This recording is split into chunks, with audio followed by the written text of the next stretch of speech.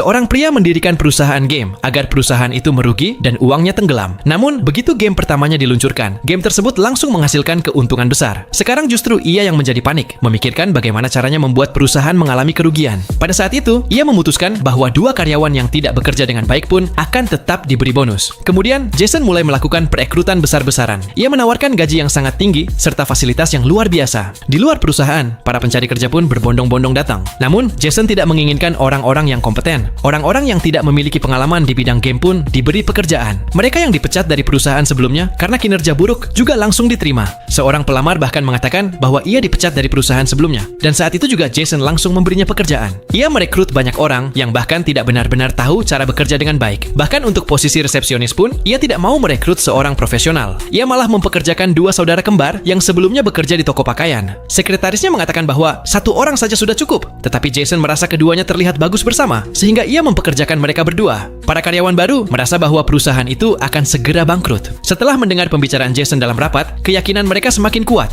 Di perusahaan tersebut, karyawan diberi kebebasan penuh untuk berbicara. Tidak ada larangan datang terlambat. Jason membuat aturan bahwa setiap karyawan wajib menggunakan fasilitas gym dan hiburan perusahaan setidaknya 4 jam setiap minggu agar kesehatan mereka tetap terjaga. Aturan kedua adalah, setelah libur dan pada hari pertama masuk kerja, semua karyawan boleh menentukan sendiri jam kedatangan mereka ke kantor. Aturan ketiga, tidak akan ada lembur sama sekali di perusahaan itu. Mendengar semua itu, para karyawan merasa bahwa bos mereka agak aneh. Setiap sore, Jason sendiri berdiri untuk memastikan semua karyawan pulang tepat waktu. Namun yang terjadi justru sebaliknya. Dengan fasilitas yang begitu baik, semangat kerja para karyawan malah meningkat. Mereka dengan cepat berhasil membuat sebuah game baru. Melihat hal itu, Jason menjadi panik. Ia mengatakan bahwa semua orang bekerja terlalu keras pada proyek tersebut. Ia menyarankan agar seluruh tim pergi ke Maladewa untuk kegiatan team building. Namun, jelas terlihat bahwa ia hanya ingin menghentikan pekerjaan, sehingga usulan itu tidak disetujui. Kemudian, Jason berkata bahwa semua orang sebaiknya pergi ke perusahaan lain untuk belajar, dan ia akan mengadakan berbagai perjalanan belajar berbayar bagi para karyawan.